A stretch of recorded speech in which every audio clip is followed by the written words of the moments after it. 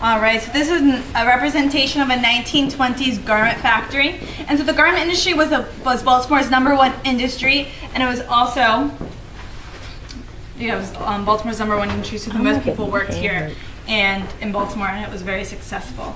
Now before, the garment industry got its start during the Civil War, but before the Civil War, clothing was mostly made in the home. So the moms, the sisters, the grandmothers, they were the people that learned from an early age how to sew, and they would create their family's own clothing for them. So the textile industry has been around for a little while before the garment industry got its start. So they did have the availability of getting fabric and cloth for them to make their own clothes. But they didn't have to worry about sizing systems because they had their family members' bodies right there to measure, and they could just make clothing that fit them pretty well.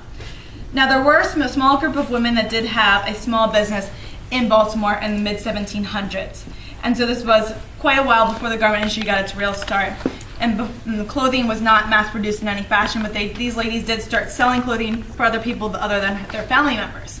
It was in Fells Point, which is directly across the harbor from where we are right now. And it's actually where the city started, so this is a major docking area where boats came in and out of the city. And so the people who worked on boats are sailors, and those gentlemen who were on those boats, they'd be on boats for weeks at a time because it took them a long time to get from place to place, especially if they're coming from somewhere like Europe or South America. So when they got here, they needed new uniforms because they only had maybe a few on board with them. So these ladies saw a business opportunity, so they started making uniforms for these men. But of course they didn't have them there to measure them because they were making clothing for people who weren't here yet. So they had to come up with a sizing system. They started with the sizes small, medium, and large, which are different from today because today our sizes, if you buy a small shirt and you're a small person, it'll generally fit you pretty well. And that's because it's based on an average sizing system. At this time, they did not use the numbers yet for that sizing system. They just, a small shirt was just smaller than a medium, and a medium was smaller than a large. It was very inexact, and it kind of just fit them very loosely. They were called slops because they looked very sloppy, but they were just work clothes. It didn't really matter that they weren't fitted properly, but they weren't going to make any kind of fancy clothing for this.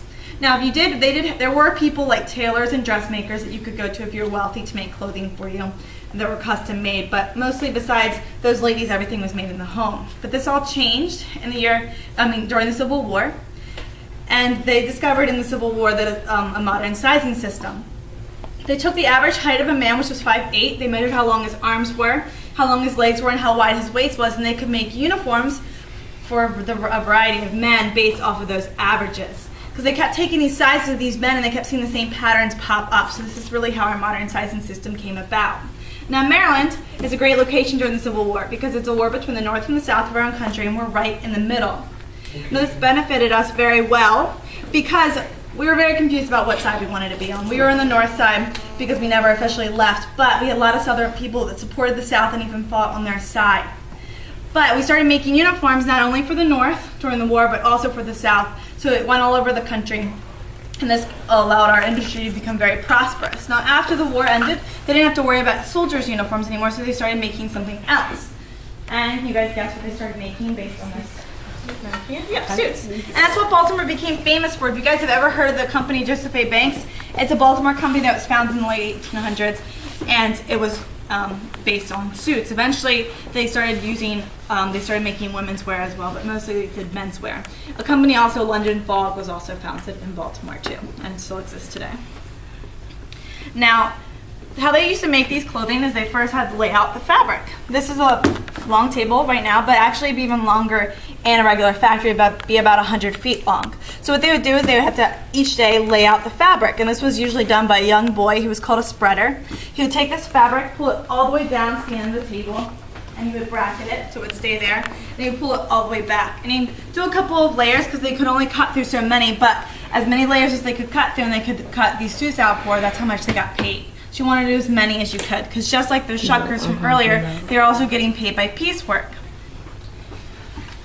And so after they laid everything out, they would then have to trace patterns onto the suit, of the suit onto the fabric. So this right here, does anybody want to tell me what pattern part of the suit this is?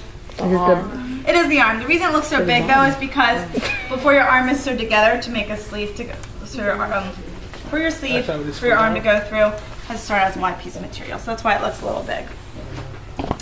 Usually fools our younger visitors. Now after everything was laid out, they laid out all the patterns. The reason why the table had to be so long is because all those patterns of that suit had to come from the same grain of fabric. So you didn't want to have a suit full of different parts. Even if it's the same fabric, if it's not going, patterns aren't going in the same direction, it would look different.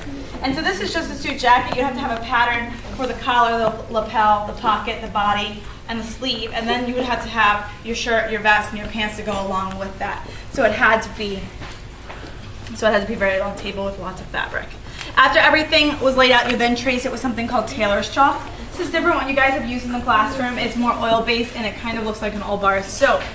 And what they would do is they would trace everything, and then that would allow them to cut it out without having to worry about harming their patterns. You guys can pass this around if you'd like, just to see how it feels. After they're finished cutting everything, tracing everything, they would cut it out using tailor shears. And so these are large scissors, and they would just cut the length of the table. This job was always done by men. As you guys saw in the last activity, white men were the people that had skilled jobs. Women and anyone else were not allowed to learn how to do those jobs. Even from a young age, they weren't allowed those opportunities because most of these skilled jobs were done by through apprenticeship programs because they didn't have schools you could just go to.